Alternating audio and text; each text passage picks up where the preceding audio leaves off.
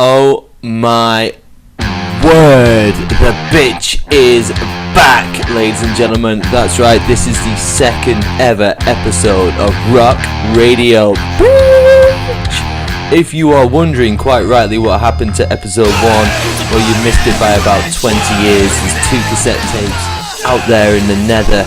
They used to be in the possession of Colonella and Lawrence Lees. Maybe they'll dig them up to haunt me one day, because they will be nothing embarrassing about the RRP story going forward, as you can already tell.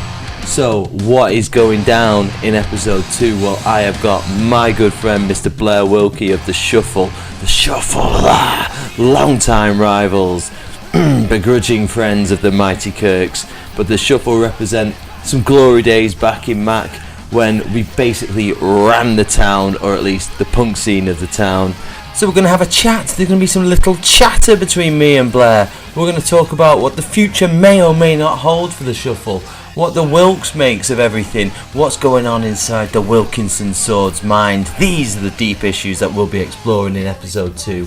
Rock Radio Bitch will be back for episode 3, because I enjoyed this shit too much to not carry on with it. The Kirks themselves, you can catch us soon on October the 22nd at the Salty Dog in Northwich. It'll be our first time there. Looking forward to that. Just hope I manage to upload this in time to make that plug still relevant.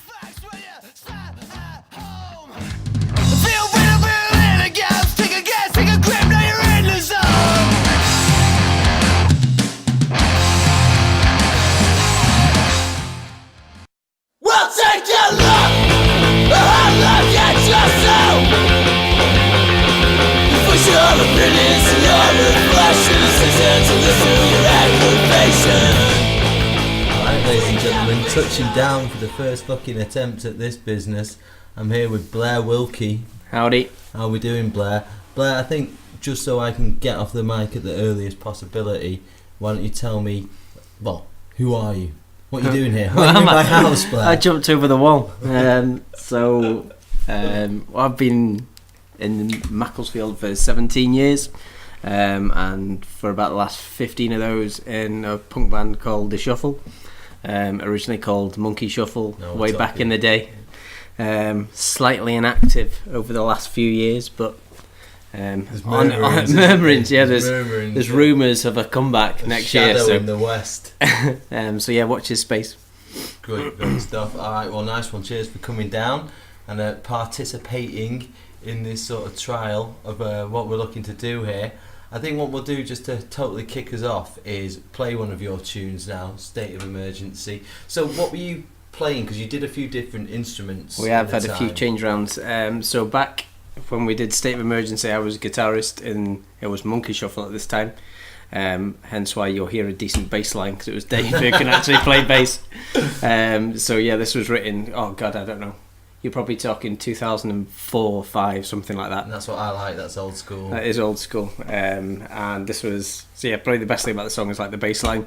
It's really good, catchy. A bit of credit to Dave March, shall we? We're giving him that one, yeah. Checking this son of a bitch that early. We'll give him that one, yeah. That was pretty good. Okay, that's excellent. And it was probably one of the first songs when we started playing it live that we actually switched a lot of the time, that I would either not play guitar, so I'd just like sort of sing as front man. Or sometimes we even had like a couple of people sort of guest guitar for the song, just so like I could be just singing, which was not something we really did, so we just gave it a bit of a different dynamic. Alright, let's give everyone a little blast of State of Emergency and we'll be right back.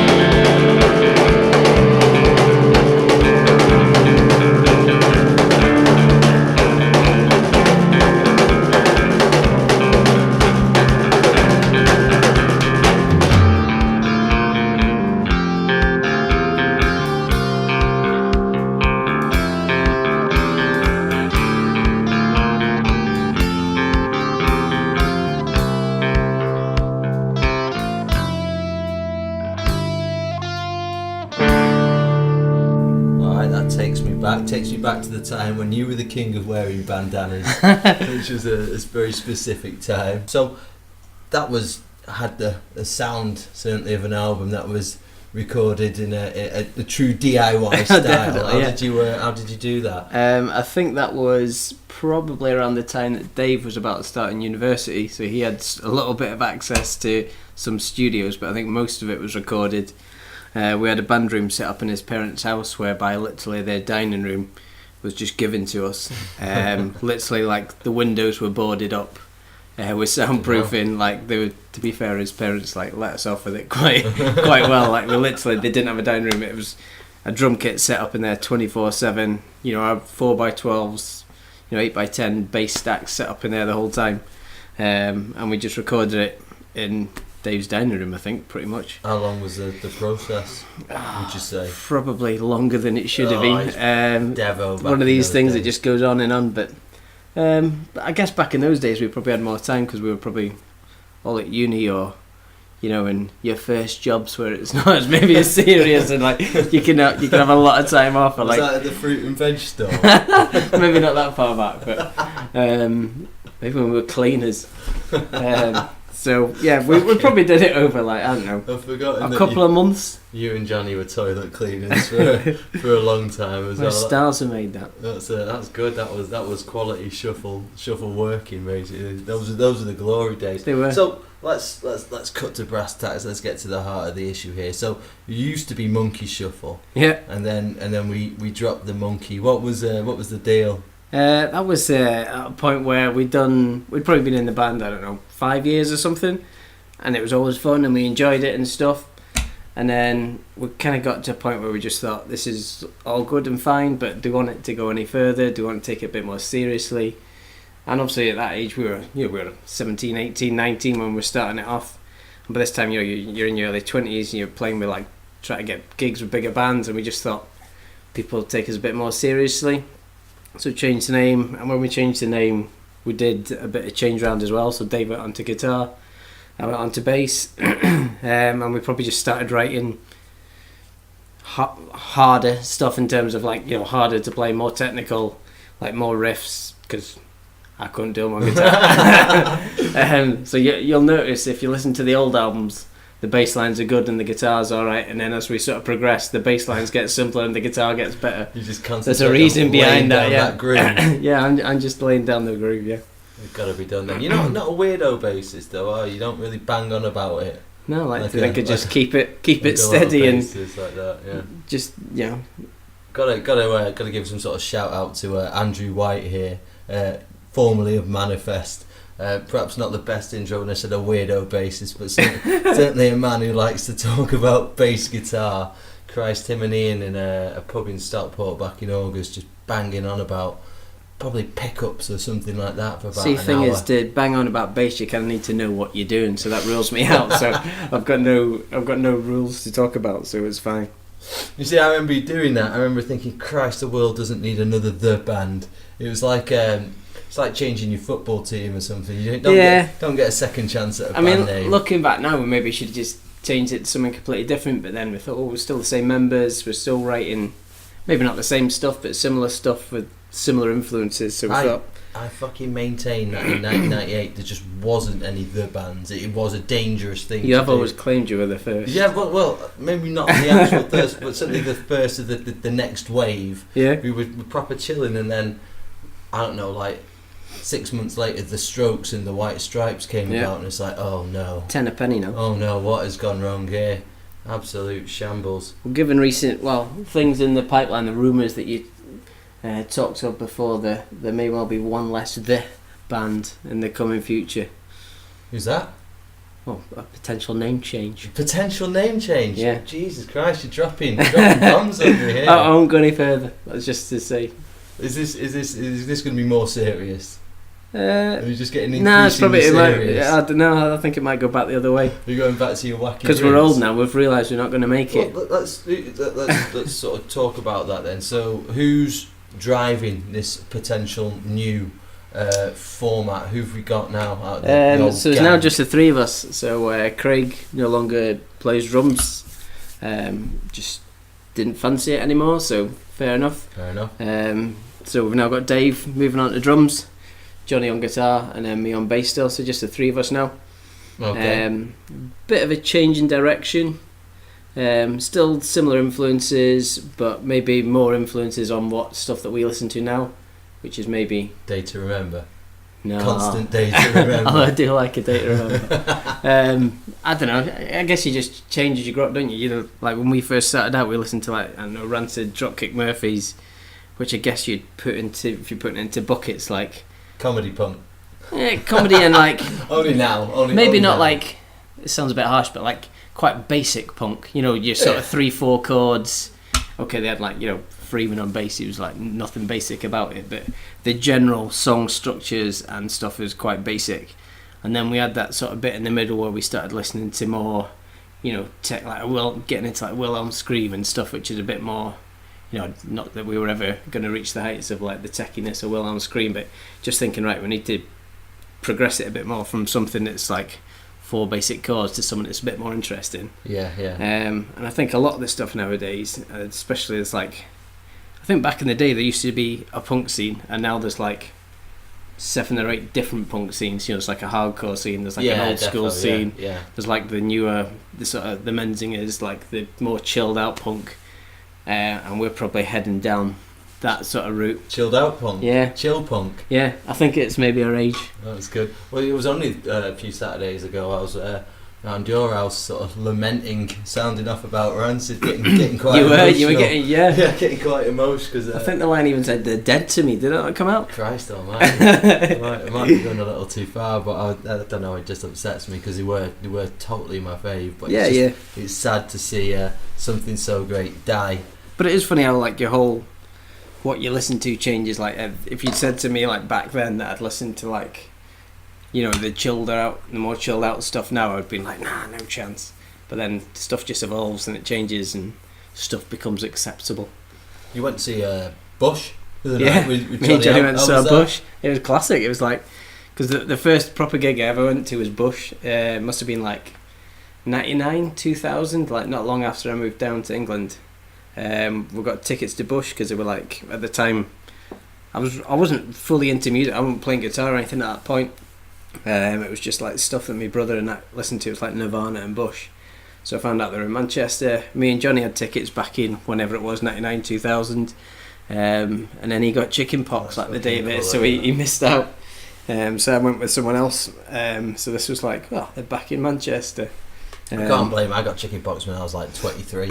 Never had it. Have you not? Jesus never had it. Christ, you're skirting close to the wind. I think I'm immune. You just, alright, okay, bargain. So yeah, it was like, God, this was the first gig I've ever been to, and this is now like, what, 16 years down the line or something.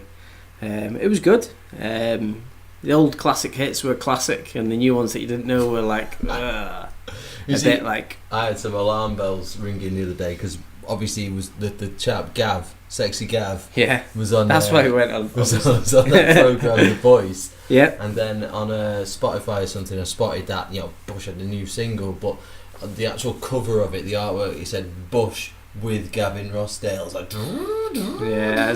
I mean, that's concerning. I mean, obviously, if you kind of look back, he was like the famous one, and he's probably the only one you remember. There was, I think the guitarist, was he called Nigel, the original guitarist, a bald-headed guy? Yeah, but it definitely wasn't him. Yeah, that's good. Yeah. I remember actually I know weird shit. What like the bassist looks like. So I don't think it was. I think it was maybe Gav Rossdale was the only original member, maybe. Hence maybe that main name change. But no, I mean they played. To be fair, I wasn't expecting them to play as much. So there was a lot of stuff they played that I'd never heard of, and it wasn't anything to write home about. But they started with Everything Zen. Played Machine Head, they played Swallowed, Little Things, Glycerine, like the sort of classic old, if anyone knows.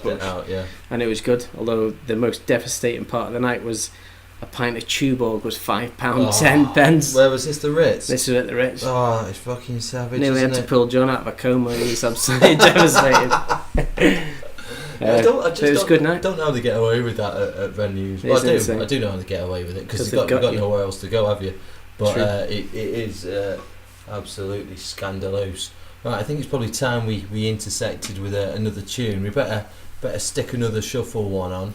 What else did you have in mind, Blair, to demonstrate, showcase the talent that was Also, sort of moving on to that sort of progression part, where we sort of changed around a bit. I was going to put in verses, which was like, you'd notice quite a change in style, I guess. From that was the newer EP, wasn't yeah, it? yeah. I say newer EP. I think it was the last thing we recorded, which I think was 2008.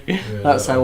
Was it 2008? That's when we recorded that EP. Jesus. That's Christ. That's how recent we are. Was, so that sort of signified when Dave went on to guitar and I went on to bass, and we sort of changed the style a bit, and we wrote a bit more complicated stuff. I remember and that. it felt good. It had the shark, didn't it? It was designed by Chris Franklin. Was it? He drew and designed that Chris album Franklin. cover. Yeah, it was pretty good. Shout out to Chrissy Franklin. Why can we help each other now? Why is it always frustrating?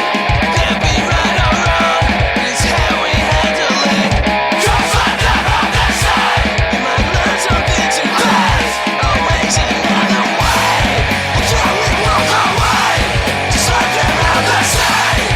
Can we walk away? Just like them out the side. There's always more ways to say it's the end. No matter if you have no place left. One more fight on the streets is how you handle it. Why can't you just walk away? Why can't you just walk away? Can we walk? Why can we walk? Can we walk? Why is it always versus? Time and again, but different conflicts of interest. The same fucking outcome, unless we agree to disagree this time. There's always more ways, don't say it's the end. You're nobody if you has no place in. One more fight on the streets is how you handle it. Why can't you just walk away? Why is it always versus? Time and again, a different conflict of interest. The same fucking outcome, unless we agree to disagree this time.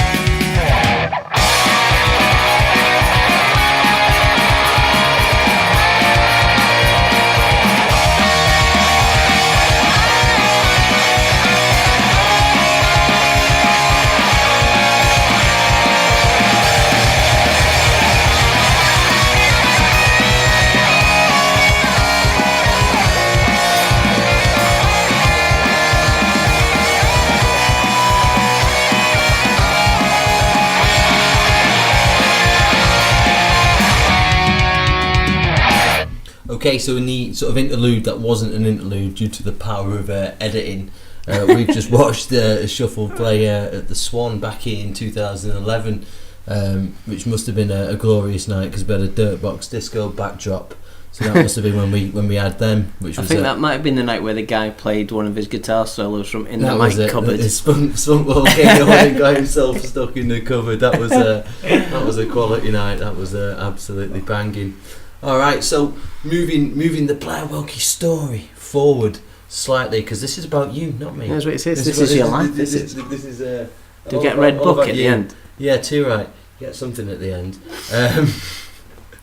So, I mean, it's sad news. We already thought we'd killed the shuffle off once, which everyone knows that the kind of Kirks live for killing the bands off and seeing them fall. We actually by just the discussed in wayside. an interlude about another band that you just went over to Yeah, no, kill I was- off, which you were very happy I at. was So pretty thrilled. it's another one for your list. Well, they're not going to be listening, are they? So Rain is Serious apparently are dead. So that's one in the eye for the Macclesfield goth scene. The Macclesfield industrial goth scenes just took a Well, who's going to massive take blow. the mantle? I don't see many industrial Well, goths coming up in Mac, to be who's fair. ever going to take the mantle? That's us. It's not like we can stop because it's just we thought we'd be fucking pensioned off by now, but there's just literally nobody interested in Mac. Maybe to you can come and diversify take it into off. the goth punk scene now. We are, Joe. It's funny you should say that, because we are actually a goth band now. Oh yeah, did you remember you telling me you wrote a goth album? Yeah, that's good. Well, we're making a goth album, but it's a revelation for the times. But sadly, it sounds like we might have actually succeeded with this shuffle. If you do have a name change, then you are dead. But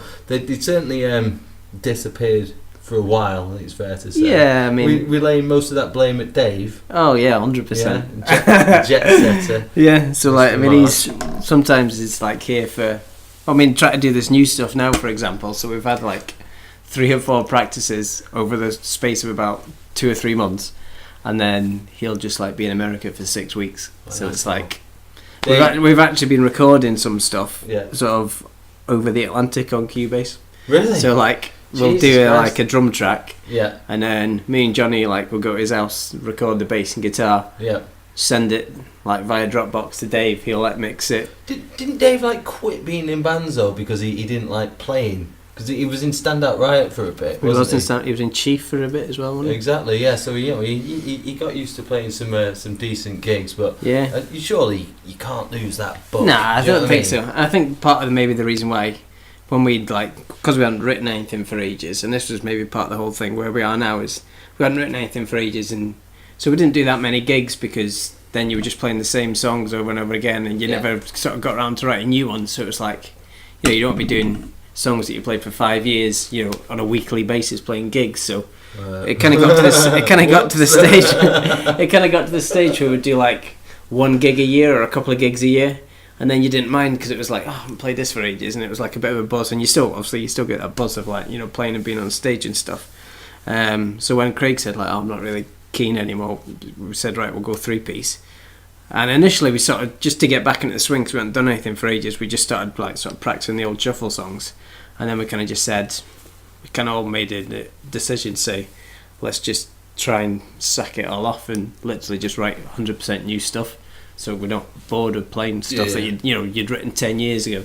Because we were getting to the stage where like we'd be playing a gig and we'd say, oh, this was the last song we wrote, and we wrote it in like 2012, and you think, God, that's 7 years. I've written a song for 7 years or something. 5 years. Think that, it's like a fucking health check or something. As in, like, you're only as healthy as the last song that you wrote. Yeah. So if it's years ago, if it's 5 years or if ago, the last song you wrote is dog shit, then it doesn't matter what gigs you've got. You're in a pretty bad state of affairs, really. But you don't want to be reverting and sort of, having to rely on songs that you wrote 10, 15 years ago. It's like, we should be beyond. Yeah, unless obviously the hits and stuff. Unless the hits, yeah. So I just think we took that decision to say, right, look, it's a bit of a change because there's only 3 of us now, so let's not keep going back and playing the old stuff, which is still good, and we still like it, but let's just do something different and make it a bit more interesting. And I think in terms of what you're saying about Dave not wanting to do it, the fact that he's on drums now is like, it's a different buzz. He's loving it because it's all new to him. He's still learning, and so all that sort of stuff. Little face and Johnny's like, the kit. sort of writing different stuff because it's all like, not as crunchy guitars or whatever. So yeah, it's different. It's a bit fresher. But there was a period, wasn't there, where the shuffle had gone on a indefinite hiatus. Yeah. And you and Johnny, and we keep on mentioning Johnny. Johnny's the tetchiest man alive. For anyone that doesn't know, Happy for that. You can easily get a rise out of Johnny. Doesn't take very much. And you was sort of homeless in the music scene, searching for a new band. Because I know you've selected a song to give us a taste of this. I think Dear America had also kind of fallen by. They've fallen by the wayside. Yeah, which. Yes.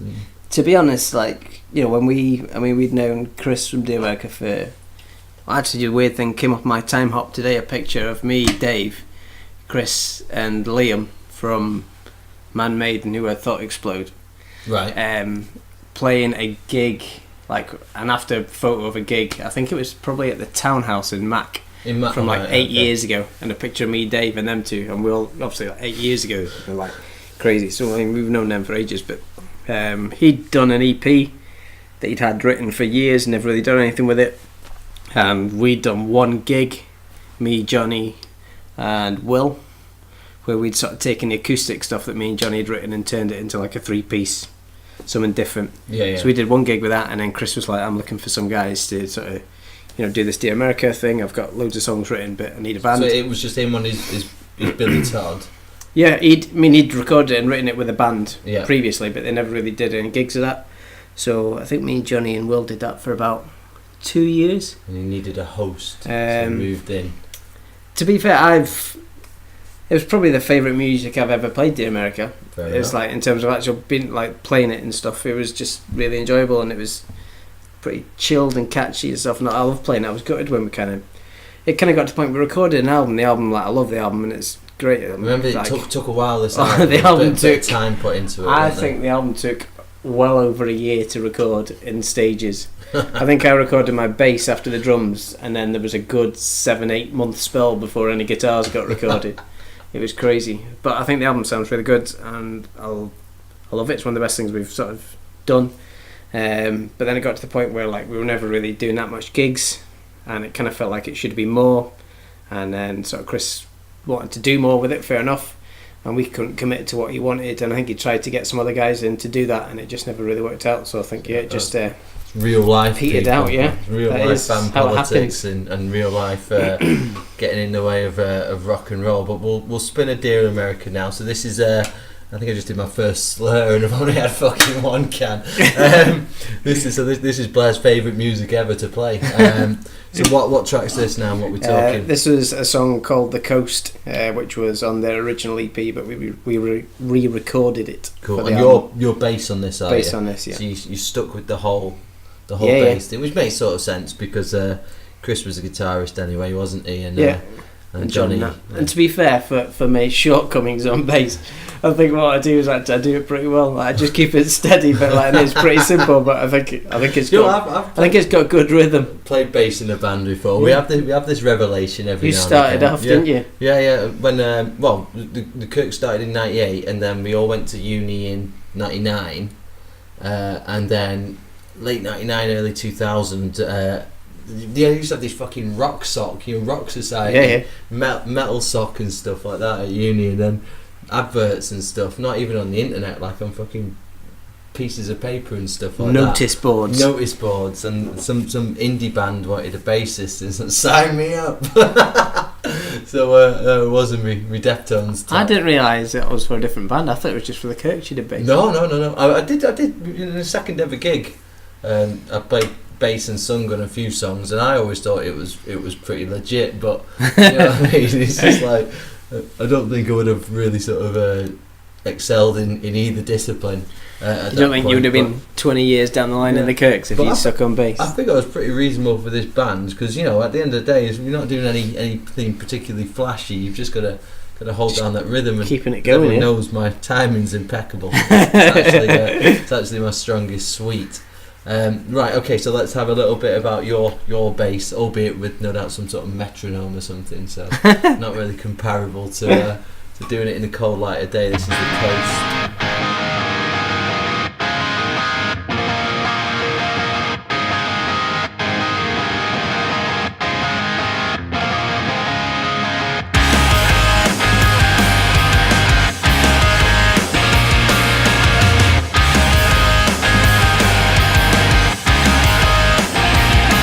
As the king lost his crown, everybody could see all the pain in his eyes as he jumped to his feet. And so he ran for miles through the forest.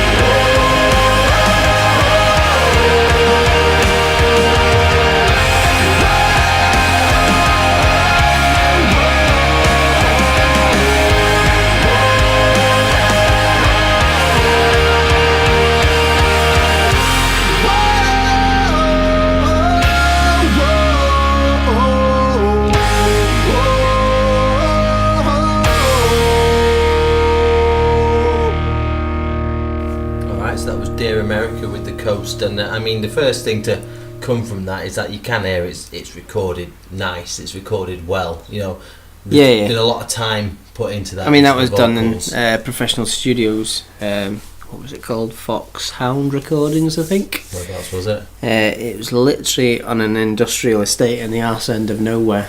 Best place Between- for a studio yeah. to be. Yeah. The place was called... What was it called? Oh, it was on the way to Northwich. You have to go through Tremlow. Tremlow. Was it Twemlow? We're talking Tremlow Green. deepest, darkest Yeah. Cheshire now, yeah? Bailey, I think, is where Yeah. it was. Yeah, and it was literally just like an industrial estate with loads of lorries and caravans You and stuff. can't beat, like, I mean, we haven't done any studio time for a while because it's just fucking cost, isn't it? But Yeah. you can't beat it for the crack. It Nah, is- I mean, you say that, you look back on it and it's a fucking lot of time standing around or sitting around Yeah. doing nothing. yeah, no, it really is. Because, you know, you're just waiting for the stuff to be done, but you always seem to come away with a fun memory. You do really have to love, like, just being in a band when you're recording. Because Love if you the don't, process, it's just yeah. like, otherwise like you say, you can literally be sat there for 3 hours. I think if you do it in a proper studio, it does totally change your process as well, though, because, like, don't know, you feel like you have to up your game a bit if you're in a studio. It's like, oh, we're properly paying for this, and there's some guy that really knows what they're You doing. don't understand And it's like, think you're a bunch of dicks, do you? So we've done it like, I mean, that time with Mike for the America thing was a bit different because obviously he was like a mate, so it's not as like a sort of pressure situation. But in like, whenever we recorded an EP, the Rise or Fall EP, which must have been, I don't know, 2003-4, and we did that in a studio in Corby near Leicester. Yeah, we went there Good, wasn't it? with Ian Weatherall. Ian Weatherall. Ian Weatherall, that's where we did our rats. He was a legend, yeah. That was good. I think he had a brain tumour, but I think Really? he survived after like Oh, a few years I'm after. not surprised, he's that much of a legend. Smash that shit And we out. did that, and like some of the guys from New Day's Enemy came with that, and that was like the first time we'd been in a proper studio. And we've got some of it on film, and it was. Well, we went there because you went there Yeah, and said it was good. But you just come out with a different feeling. Like you come out thinking, like, oh, that was like proper, like, you know, being in Yeah. like a real band sort of thing. Yeah. Not that you're not a real band, but you know when you do a proper like recording studio and stuff. It's Yeah, like, it's when you come away at the end of the day with the CD or something, Yeah. and you drive back from Leicester. That's like what, about 2 hours listening journey to for it us, like just 10 listening times to it on repeat, non-stop like 3 that, songs. yeah. Just thinking, yes, we are the business. I'm just going back to the comment I made about not wanting the sound engineer to think you dicks, and we actually recorded the Birdie song in the studio. So I have to sort of renounce what Classic. I was saying about that. So you were telling me in the interim, and there wasn't an interim. We just need to get a fucking hell of a lot slicker doing this, but it is the first time. Well, you told me about your table tennis career, but that wasn't the point I was going to make. That Chris Hobley's in a wedding band now, is he? Yeah, I know. Appropriately called the singles table. So there's a bit of free. The amount they're getting paid, we should be getting paid for this plug as well. To be honest, What that means, I mean, like, there's no taking the mickey of it. It means two things. It means that A, he's actually talented because you can't get away with just fucking turning up at someone's 10 grand getting wedding. back. Yeah, exactly. That you actually have to be able to play. And B, you'll be generally making some money from that, won't you? Big time. Hiss, psst, doing a crucifix sign and making money. So you should keep it real, like what we did, and just get Stand Out Riot to play for 100 quid and a couple of beers. That was quality. That was your wedding, wasn't That it? was That good, was yeah. That was banger. Something different, yeah. I still don't know what they made of me getting up there and grabbing the The trombone, yeah. Got a really good photo of you just like on Yeah. stage. Don't think there was any other band behind you, just you on stage with the trombone in your waistcoat and stuff. That was good. That did you have a waistcoat on? Probably. You can't probably, but you know, someone would have been thinking probably Francis, who's I assume it's his trombone, like, you know, like Put his- that down. his fucking- well, yeah, put my fucking trombone down. It's worth more than your waistcoat. It was funny, just speaking about that as well, on my time hop like 2 days ago was Awesome Madrid on my stag do. Oh yeah. I was getting the photos with them stupid glasses with that guy who was flogging them. Yeah, so I've been getting my lessons on how to do this from some YouTube tutorial by this guy with the Christian Home and Family podcast. So you can just imagine how sort of twee that fucking Sounds thing legit. is. But he's obviously such a good Christian that, in fairness, his tutorial is He's helping a brother pretty, out. Yeah, he's pretty legit. He's spreading the knowledge, and at no point did I feel converted or forced to convert. So Double win. be giving that a bash. So what's floating your boat musically at the moment, apart from what you're getting up to. Musically, I find myself getting into ruts where I'll literally have stuff on my iPod and I literally won't change it for like 2-3 years. I'll literally just listen to the same stuff. I generally don't listen to my iPod that much, to be honest. I've started doing some more Spotify stuff and that recently, but Can't beat the old spots. I found I was just getting to the stage where it's like, God, I've had the same stuff on my iPod for years, so I've done a few. I've put the odd Facebook status out, come on, who's hot? Give us some new music to listen to, You some can end up with suggestions. some fucking Demi Lovato if you put stuff like that. Who's hot right now? And then, I find a good way to do it actually is use the Spotify radio channels, so like pick a band you like, put it in the radio channels, and you'll generally find the odd band that you like. So find only love for the old Spotify. Oh yeah. From the So who liking at the minute? Menzinger's Neck Deep. Neck Deep. Yeah, got quite into them I've recently. heard of them. That's why I got excited there. At that point, yeah. And probably one of my favourite bands at the minute is The Story So Far. Oh, Big into them. So yeah, I saw that Neck Deep were playing in Manchester next week actually, that's but good. can't be heading back to the Ritz at £5.10 a pint twice in 2 weeks. I'll have to give it a skip. I'll catch them next year if they're still about here. Mentally prepare for that next time. Get the old psych out. You've been saving up for Ian's stag do. I need to book that. I was meant to have booked it by this weekend. Yeah. Our bassist Ian. He's getting married in November. I don't know the exact date. He's going off to Jamaica 5th. to do it. Is it the 5th? Yeah. Is Remember. Fucking hell, well, good 5th knowledge. of November. 5th of November, there we go. Whether he's actually going to skip hurricane season or still get right involved, that's his plan. But we're off to Dublin, end of October. I'm told so that you're we going need to Friday save to up. Sunday, aren't you? We're going Friday, Sunday, but even though it's going to be absolutely mint, we're getting the ferry. But it's going to take like all day to get there, like train and ferry. See, we're going on the Saturday because I can't go till the Saturday. Are you flying? So we're going to fly on the Saturday. Sensible, very, very I've been clever. Dublin before, and it is a bit on the pricey side, but probably not everywhere £5.10. So, plus we're only going for one night, so it shouldn't be too bad. Is it? There must be some sort of limit to how much you can drink. I'm Yeah. just going to try. I'm just going to overestimate. Stick on the Guinness. It's good badly crack. and get on it. It's a good city. There's good bits. It's all down by like Docklands and stuff. Like some good areas and that. It's We'll good. be having a bit of that. Yeah, absolutely quality. I'm got into something called Audible recently, which is Is that a band? bit shameful. No, it's not a band. It's a fucking. It's like a Spotify for audio books.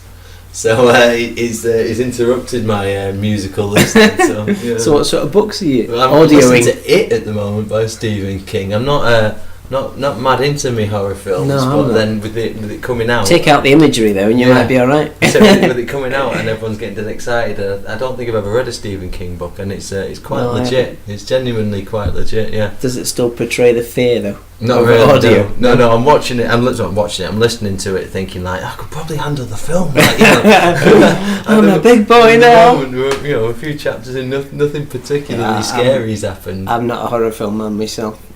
Yeah, Give me a rom-com any day. Tell you what I have actually just got into, which I've been absolutely smashing over the last few weeks. What's that? Designated Survivor on Netflix. What the hell is that? Some sort of series, yeah? Yeah, a series about US government stuff. Kiefer Sutherland. You can't fucking trust that US government, No, you can you? can't. They're always up to something. If you like Kiefer Sutherland, you'll like it. If you don't, Is he you not don't. the 24 man? Yeah, he's Jet Bauer. So is he not a bit typecast in this kind of endeavour? A little bit, although he's now the president in this one, so he's not like a field agent. And that, so okay, it's yeah. good. So is I he a good recommend guy or a it. bad guy? Or he's is a that giving good guy. too much away? Is He's a he? good guy, yeah. Oh, right, okay, that's good, yeah. But it gives you an insight to some interesting stuff on like the American government, which I didn't know. Right. So like, go on, I'll give you They're the first evil. little Yeah. synopsis of it. It's like, so there's one time where the whole, I don't know how, we have MPs over here, so every time the Americans sit all the Senates and Congress, Yeah. there's one time a year where literally they all go to the Capitol building Yeah. and have like a mass meeting. So like A mass debate? yeah, a mass debate.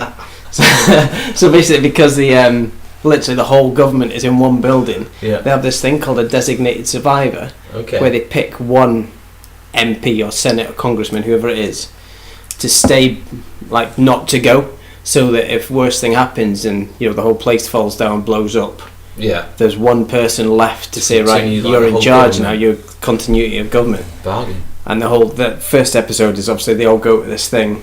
Kiefer Sutherland, who's like some housing secretary, like dead low down rung on the ladder in like the US government. He's like the designated survivor, and the whole thing blows up, everyone dies, and then he's left to try and like Patch it form a together. government. It's good. It's clever. It's good. Oh, I'm down with that.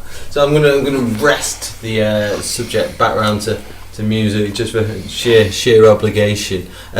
What sort of venue? What's your favourite venues, Blair? I know it's a cheesy question, but I always that's find a good venues question, I like that. venues is a quality debate. There's nothing that can be said for a good or a bad venue. Like if you get a good venue, it can just make the gig. Sometimes you walk into a venue and you instantly know this is going to be. We had, in fairness, we had actually I was going to say this is a good one. We will cause some trouble for myself, but we played somewhere the other Friday called the Old Townhouse in Warrington. Now I don't quite know the deal. I'm sure someone out there can correct me, but it's Roughneck Riot, obviously from Warrington-ish, I think. They either own it or run it or some sort of connection, but they've got themselves a pretty sound place there. It's town centre, but at the same time it's seen on a pretty quiet street, which is good in a way.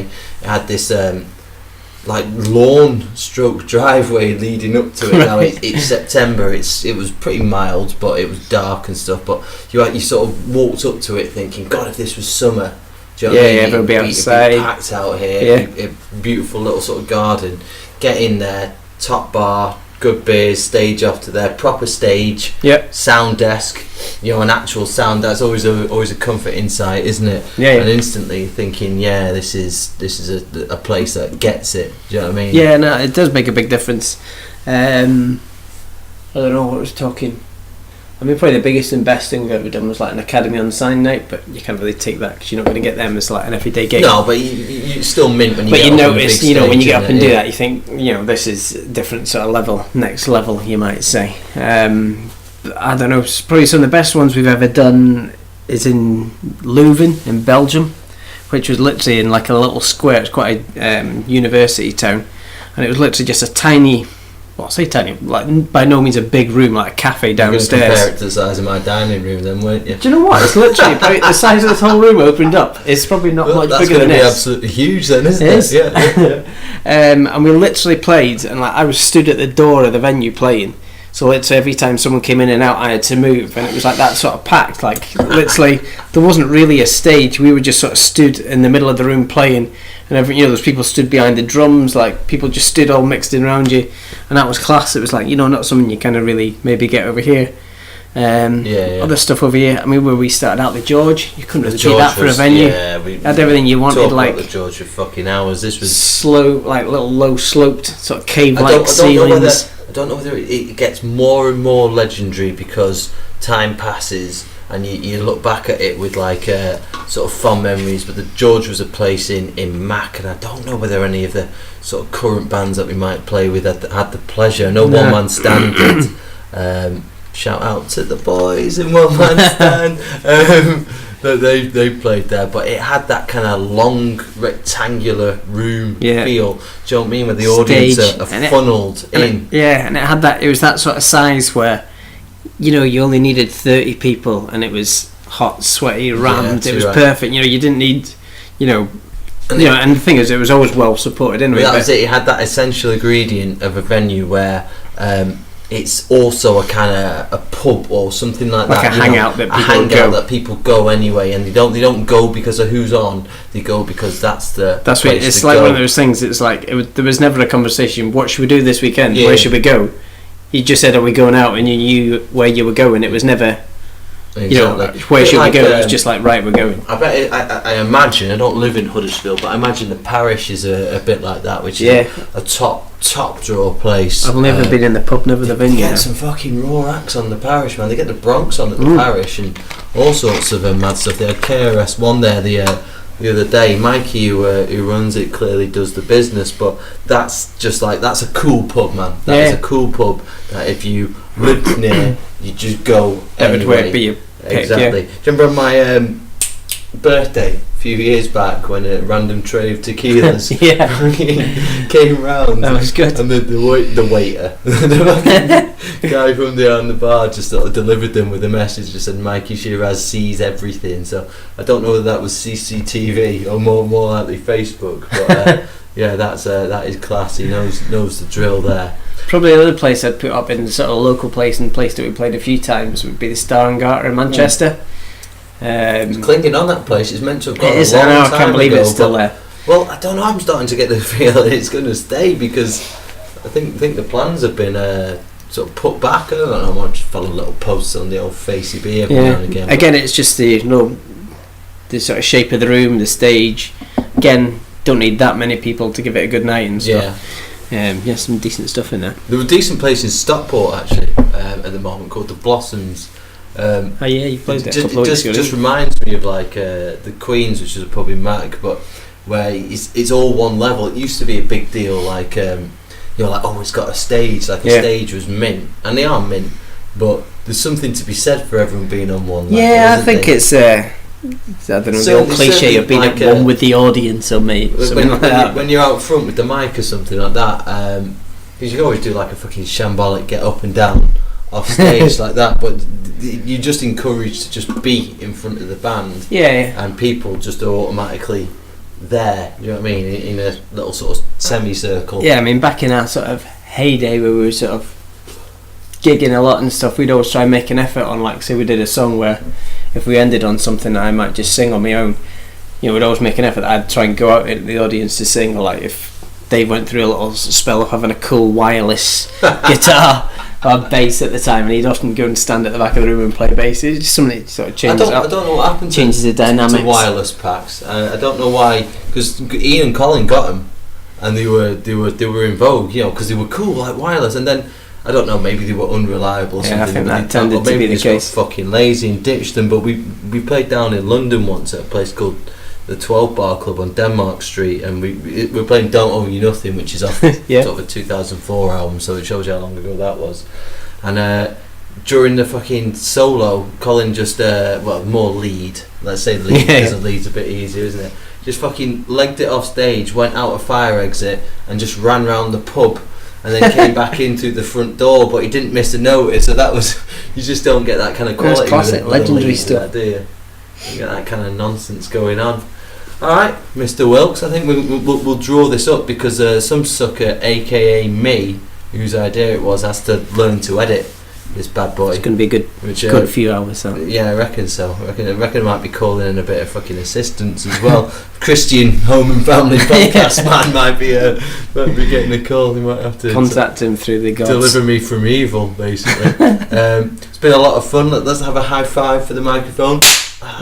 Good connection. Look, you see the spike it's made on the audio. We've clipped that. We'll have to redo that. We have, we've actually busted it. So we're going to play out with an old school song, aren't we? Tell me about Stand Up. Really old school song. It was a song that, like, I don't know, we didn't write with any great expectations. This was way back in the day. Yeah. Going back to the old, your influences at the time, the Rancid, the Green Days, your basic 3-chord wonders, and it literally was a 3-chord wonder with like 3 extra added notes in for a bass line, which I don't know, it just seemed to be something that clicked. Everyone, like, it was quite simple, it was catchy, and that was the first song that, like, you ever got on stage and sang, and people were like, you get people singing it back to you. Everyone was like fully into it and like shouting the words back and stuff. So that was the first time you kind of felt like, oh god, people are like actually fully buying into this and like loving it and stuff. So that was like one of the first things I ever remember thinking, like, god, this is like good being in a band for this, when people are sort of reciprocal, if that's even a word, of it. And that was good, and we milked that for a good few years as the last song, like as a thing, like, that's a trusty one to end on. And they were good times, but it got to the point where we basically got too embarrassed to play it because it was literally that basic. And we kind of think no finer way of ending this than with one of your most embarrassing moments potentially. But this for me is I won't say it's a golden era shuffle, because that's taking the mickey a little bit too much, because there's been some good eras from the old shuffle, but this was a particular era where, let's just say, everyone was a fuckload younger, and therefore it's just like top memories. Around good Mac. times, very much. These were good times. It was back when Mac had a music scene, because it doesn't anymore. As I say, it's people haven't really come and replaced that a lot now, which is a shame. And now with Rain of Sirius obviously carking it as well. Well, like Premiership football teams were struggling to get the youth through. Exactly, it's another mortal blow. But hey, that's fine. Right, okay, so wrapping it up, this is a stand-up, signing off. Hopefully, Cheers, guys. Yeah, nice one, cheers for listening. Kirk's next gig, 22nd of October, Northwich, Salty Dog. I'll talk about that more soon, thank you very much. Cheers, guys.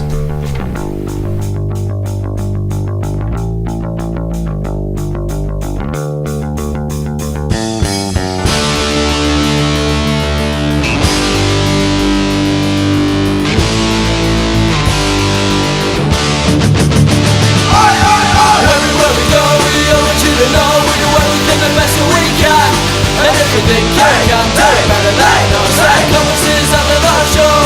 From the days of the school where monkeys shuffle room, we did every little thing that we could to make it stand up and take notice of us, and every little thing that we do.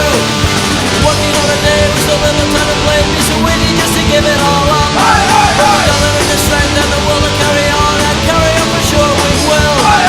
Hustle's in the way and the light to show the way. We have done this all ourselves. No, for no one else because they don't wanna know. So this one's for ourselves. Everywhere we go, we all want you to know we do everything the best that we can. And if you think you can do it better than us, then come and see us after the show. From the day to the show, I'm fucking shuffle roll. We did every little thing that we could to make it stand up and take notice of us, and every little thing that we do. We had so many changes and we had some hard times, so that's what makes us strong. A strength in the man and a friendly helping hand, and whenever we needed it most. The light to show the way, we still waiting for a break, but we always have it someone else. No help for no one else because they don't wanna know, so this one's for ourselves. Everywhere we go, we all want you to know we do everything the best that we can. And everything you can do better than us, then come and see us after the show. From the days of the school, I'm on the shuffle roll. We did every little thing that we could to make it sound like my take notice of us, and every little thing that we do. Everywhere we go, we all want you to know we do everything the best that we can. And if you think you can do better than us, then come and see us after the show. From the days of the school where monkeys shuffle roll, we did every little thing that we could to make you stand up and take notice of us, and every little thing that we do. Everywhere we go, we all want you to know we do everything the best that we can. And if you think you can do better than us, then come and see us after the show. From the days of the school where monkeys shuffle roll, we did every little thing that we could to make you stand up and take notice of us, and every little thing that we do.